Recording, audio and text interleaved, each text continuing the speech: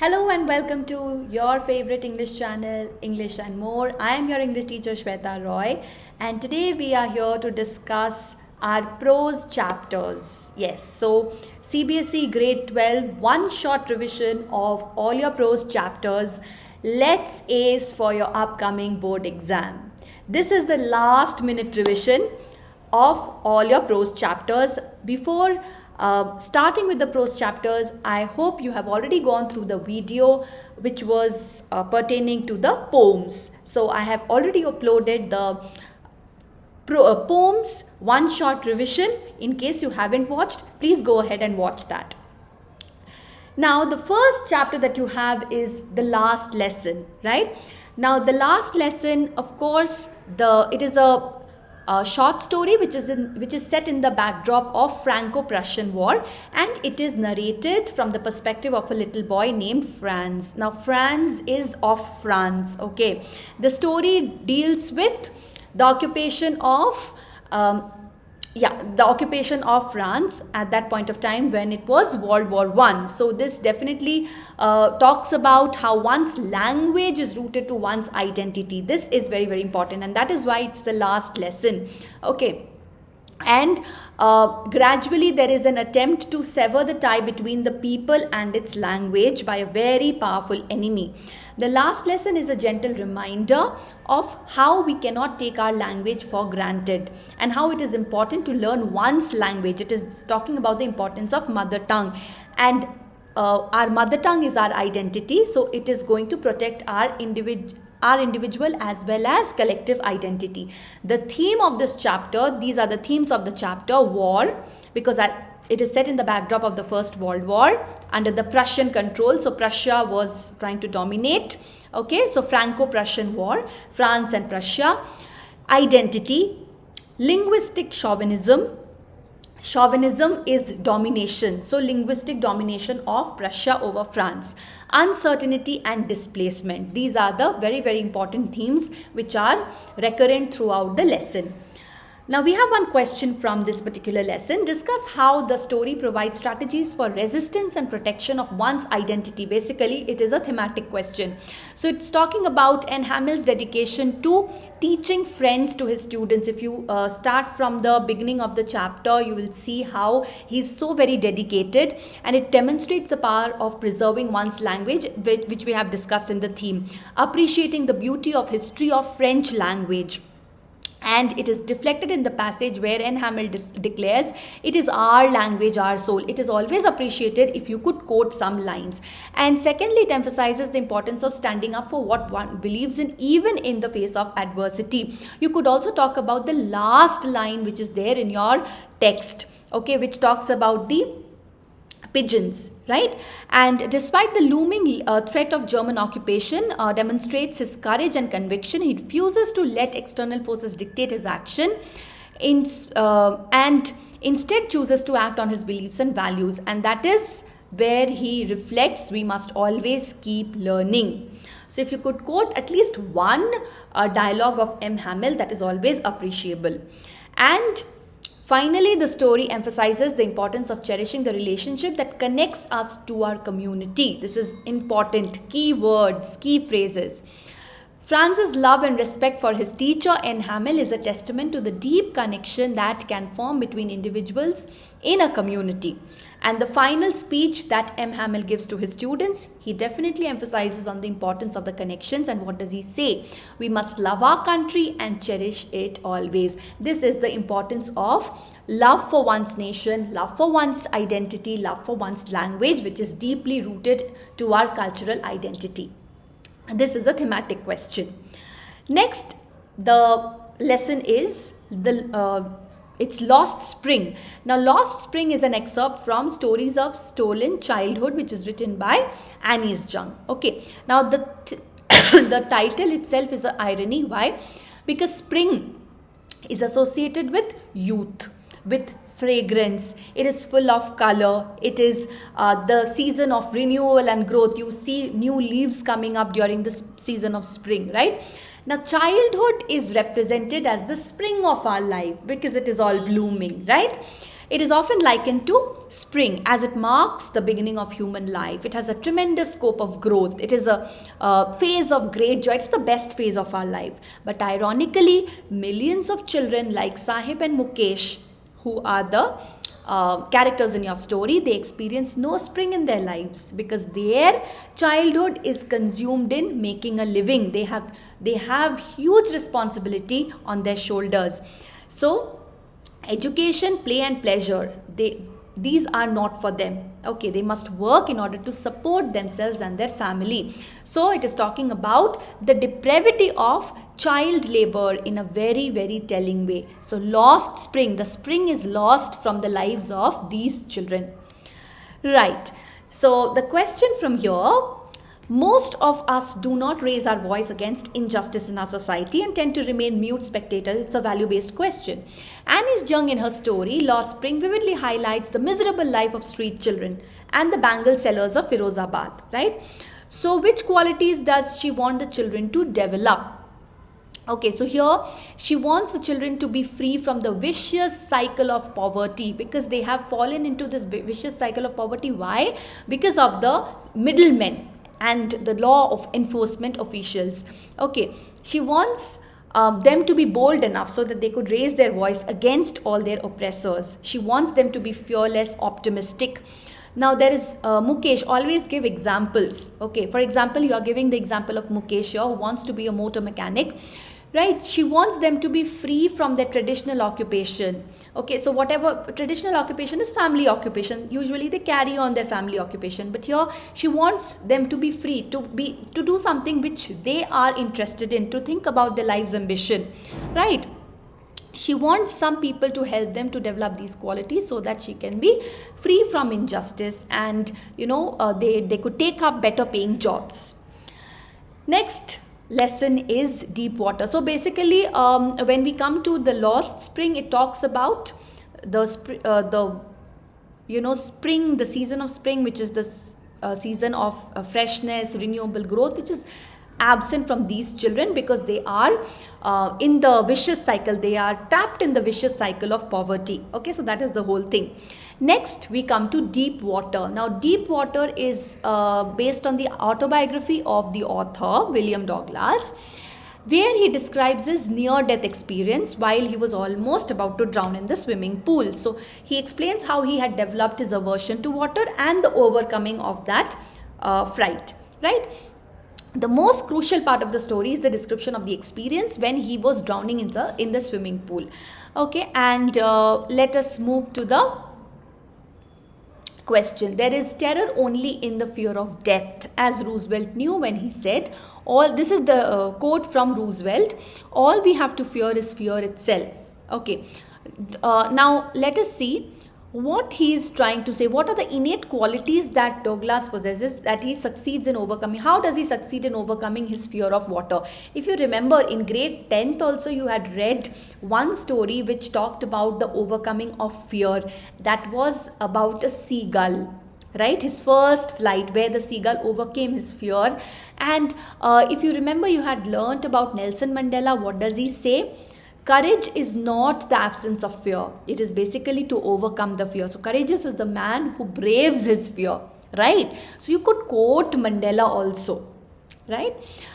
Okay, so we all suffer from one weakness or the other because fear is something which is latent in everyone, each one of us. That is what Nelson Mandela says. It's not absence of fear. We have to overcome it, right? Some of us are able to overcome it Douglas originally belonged to the second category. That means he was successful in overcoming that, right? He experienced both the sensation of dying and terror that the fear of death can cause. Whenever he tried to swim, he had this aversion of water that had overpowered him and he was not able to swim. But he had that willpower through which he was able to conquer. He had the courage and the toil, okay? And his labor helped him to overcome that fear. So that is something which is very, very important. He overcame every hurdle and emerged as, he emerged as a hero free from all the weakness. So that is about deep water. Now coming to Rat Trap. Now the Rat Trap, the title itself is a metaphor. It's a very interesting title. It is about a rat trap seller who leads a life of poverty and he earns very little money. He's forced into a life of stealing and begging. The protagonist is all alone in this harsh world. He finds it very difficult to live. So he starts devising various ways of improving his income. So one of these ways is he imagines this entire world as a large rat trap. You know what a rat trap is, right? His perspective is that the world throws up various types of baits in the form of material comfort. So how do you trap a rat? You bait it, right? You put some cheese or you put something so that, the rat gets attracted towards it and you can trap it. So that trap is the materialistic comforts of life. This traps the person, okay, and that leads to all kind of sorrows. So definitely this is a metaphor. It's a very interesting title, okay, and it is a metaphor to highlight the human predicament, okay. Just as a rat is fooled by the bait, as I explained, human beings also they fall into the trap of materialistic benefits. This is very important. You should understand the meaning of the title. Okay, so the story also revolves around the incident of a man getting trapped because of his greed. Okay, now it is a human tendency to redeem oneself from dishonest ways. The whole world is a big rat trap which tempts people towards materialistic benefits and brings their doom and never-ending predicament. Now it also highlights these other themes: loneliness, status, treatment meted out to the have-nots, callous attitude towards society and government towards such people. These are very, very important. Another theme which is important is man is inherently good by nature. It is the situation of the society which makes them man. No one is born a criminal. We have seen that, right? We have often heard about that. It is the society and the situations which make them take up things which they do not otherwise would have, right? Human goodness and kindness can bring about the change in their attitude. Now, there's a saying, this is a question, there's a saying, kindness pays, rudeness never. Kindness begets kindness. Okay, these are the quotes applicable for this particular chapter. Okay, now in this story, Elda's attitude towards men and matters is different. Now the contrast between Elda's attitude and her father's attitude, that is what is asked for. And what is the value that we are getting? Concern and compassion throughout the story. If you remember, in grade 10th you had a lesson called the thief's story, which had a similar moral, right? Compassion and kindness, how it changed and transformed that young boy who was a thief. So the Rat Trap is a story of peddler. I told you he resorted to petty thievery, same like that thief's story. Okay, now this act of compassion, his benefactor showed compassion, although he had stolen the amount of money, but his employer never uttered a word about that theft, even though he was aware of it, right? So here also what happened, he had stolen. Okay, the first act of compassion was shown by the crofter who gave him shelter, but the peddler, what did he do? He stole the money and ran away. Later he was given place to stay because of the efforts of the daughter of the ironmaster. She not only requested her father to let the peddler stay for Christmas, but also treated him like a real captain. So that is the compassion, the kindness that touched him. So before leaving his house, he left all the money that he had stolen from the crafter. So this is how, that goodness which was latent in his human heart was kindled by the daughter. Okay, so that was the act of compassion. This is a very important question. Next we have Indigo, which describes Gandhi's struggle for the poor peasants of Champaran who were the sharecroppers with the British planters, and how a miserable life they had to lead. It talks about great injustice due to the landlord system. Okay, now the question is, in this story, Louis describes Gandhi's struggle for the poor peasants of Champaran. They led a miserable life. Gandhi waged a war against their atrocities and brought justice to the poor. So we see two real examples of exploitation. One is of that Indigo sharecroppers. The second one is Bengal workers of Firozabad. Okay. Now, numerous such incidents are also reported in the newspapers. So, Gandhiji taught us the effective way to counter these problems. Okay, so what were the ways? You must have, this is related to history. So, yeah, non-violence and civil disobedience, not bowing down to the demands of the oppressors, and self-reliance is something which is very, very important, and that is applicable even today, right? Self-reliance, because India, we are still trying to follow the footsteps of Gandhiji in terms of self-reliance, right? Next is Poets and Pancakes. This is based on the backdrop of poets. You can see that it's film producing. It's all about film producing. Gemini Studio, which was set up in 1940 in Chennai. It was one of the most influential film producing organization. And a famous film personality, S.S. Vasan, was the founder of the studio. Okay. So let us see. This teaches us the lesson of cooperation which is required in professional environment despite the animosity present between different individuals at the workplace. Okay, this is a depiction of two different worlds. One is that we live in, the real versus real as we call it nowadays. Okay, so let us see what happens. The author has used gentle and subtle humor to point out human foibles. Okay. Now let us see what are the foibles that he is trying to point out. The first one is Robert Clive's ambitions. The portrayal of his ambitions is definitely humorous, emphasizing what his desire for recognition and importance. Next is Office Boys boasting. That is also brought out humorously. Legal advisors opposite nature. Okay. These points you need to remember. Use of pancake. Now this is definitely very, very comical.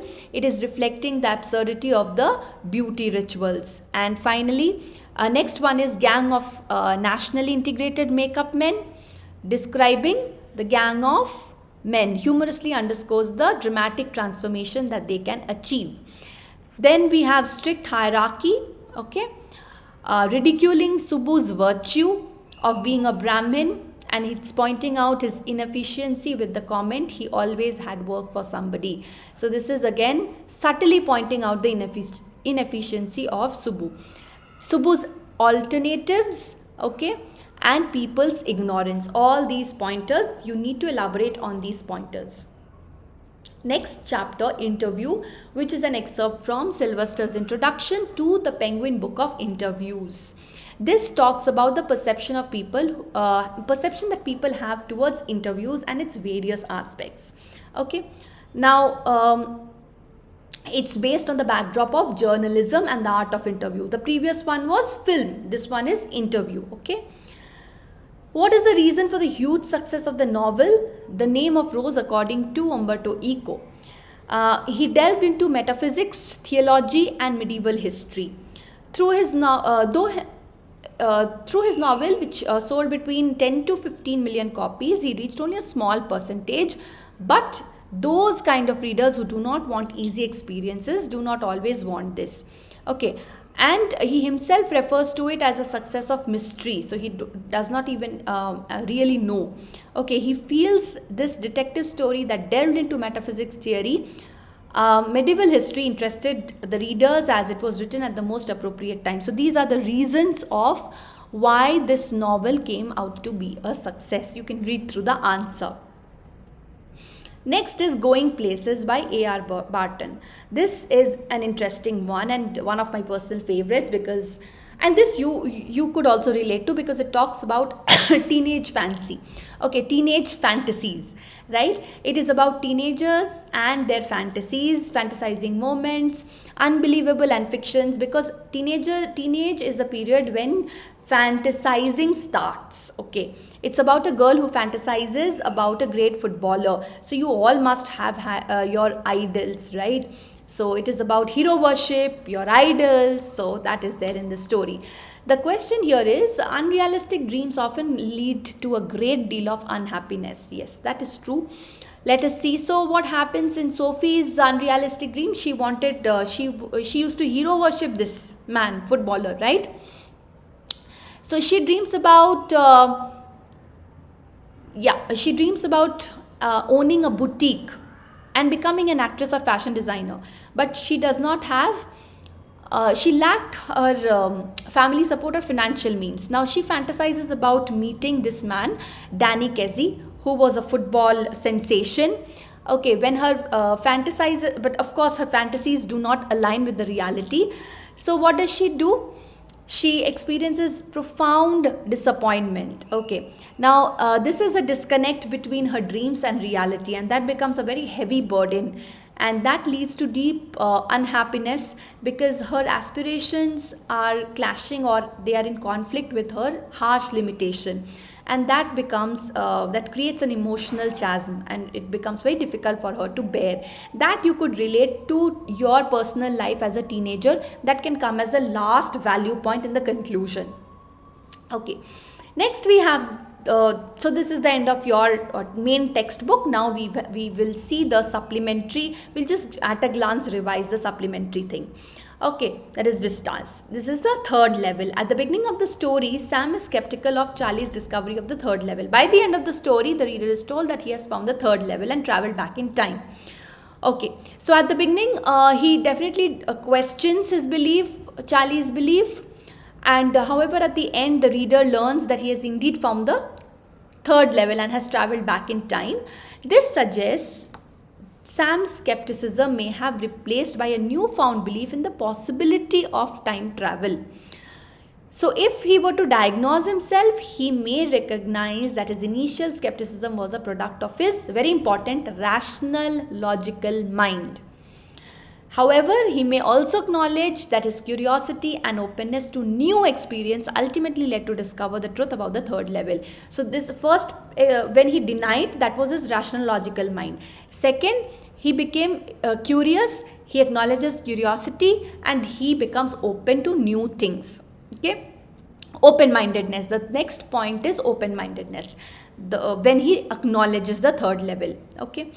Next is the Tiger King. Now, the astrologer's prediction about the death of the Tiger King, definitely it came out to be true, right? Because the astrologer, so here you have to mention what the astrologer had predicted, that he would be killed by the 100 tigers. So he keeps on killing all the tigers. He goes on a hunting spree, killing spree, and finally this is a very simple question basically. It's asking you the storyline. Okay. How the 100 tiger was a wooden tiger which the king had presented to his 3-year-old son, and because of the silver wood which was protruding from it, it pierced his right hand, and that is how he got killed. Next is A Journey to the End of the World by Tishani Doshi. Okay, so what are the experiences of her expedition? That question you need to prepare. How she crosses 9 zones. This is basically a fact related question. Directly taken from the book. The entire journey takes 100 hours. She's wonderstruck by the immensity and isolation of the region. Okay, and Antarctica proves young students like her with a platform, provides with a platform to study changes in environment. Antarctica is also the perfect place to see how climatic changes have big repercussions and how global warming and further depletion can affect the Antarctic region. So all these you have to talk about when you are talking about her experience that she had during her expedition. So that is the journey to the end of the world. Also prepare one more question. Why is it called the journey to the end of the world? Why is it the end of the world? Next is enemy. Now, enemy is again very important. The theme over here, private individuals, okay, hard choices that one has to make because he was from a different party, right? There was a war and he was from the enemy side. So, but he was a doctor. So, as a doctor, what was his duty? And as a man, as a human being, what was his duty? As an individual of a nation, what was his duty? Okay.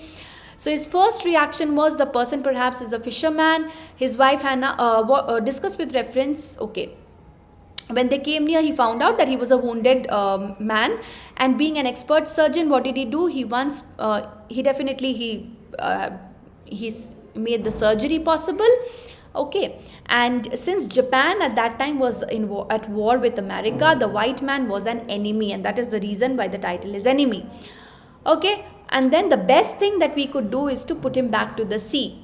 And his wife approved of his decision. And then finally, Another observation, if they sheltered a white man in their house, they would be arrested. Okay, but if they turned him over as a prisoner, he would certainly die. So Hannah still insisted on putting him back to the sea. The man was a prisoner of war, so there was a conflict in the mind of the doctor, Dr. Sadao, right? Hannah asked if they were able to put him back to the sea, and then he said the man was whole. He could turn the man over to the police without difficulty. He cared nothing for the man, he was their enemy. But he was wounded, right? So he understood his dilemma. So this conflict, this dilemma is very, very important, and that incorporates the theme of the whole story, that again resonates with the title of the story. Okay. And Hannah said that they would tell the servants that they have intended to give the man to the police, and they had to think of the children in the doctor's position. It would endanger all of them if he did not give. Okay, so Sadao also agreed and promised that they would not think of doing anything else. Okay, so that was all about the enemy. Next is On the Face of It, talks about Mr. Lamb and Derry. Okay, how meeting with Derry became how did Mr. Lamb's meeting with Derry become a turning point in Derry's life?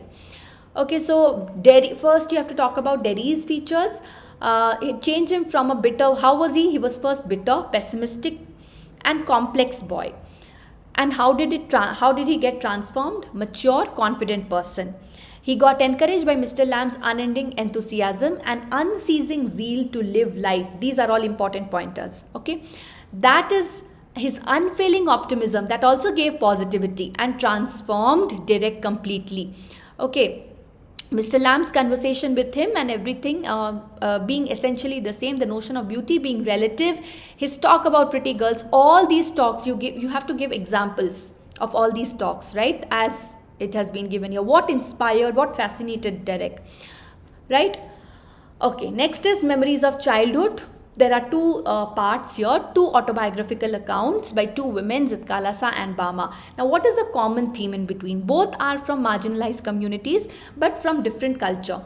There's a thread of commonality. Zitkala Shah is a Native American. She belonged to marginalized community. She was exploited by the Europeans who considered themselves superior to the Native Americans. Her identity was questioned. She was forcibly taken to school where an alien language and culture was thrust upon her. Her long hair was cut against her wish. The second is gives a picture of hardships faced by Indian Dalits. So different culture, different communities, but again in both places both of them were marginalized. Okay, here Bama, she was a prominent Dalit writer, but she's a victim of untouchability, casteism and discrimination, vehement discrimination. Okay, her elders have to crouch before the upper class people, carry out petty errands for them silently, though they belong to entirely different culture. But again the common theme is discrimination. Both of them faced discrimination in their own ways. So with that we have come to the end of our discussion today. At a glance we have gone through all the chapters. It's a one shot revision. It is not a detailed analysis of each and every chapter, of course, but I hope this helped you at least in the last minute at a glance revision. So if it did help you, do share it with your friends, do like the channel, share the video, subscribe. Thank you, take care and all the best for your board exam.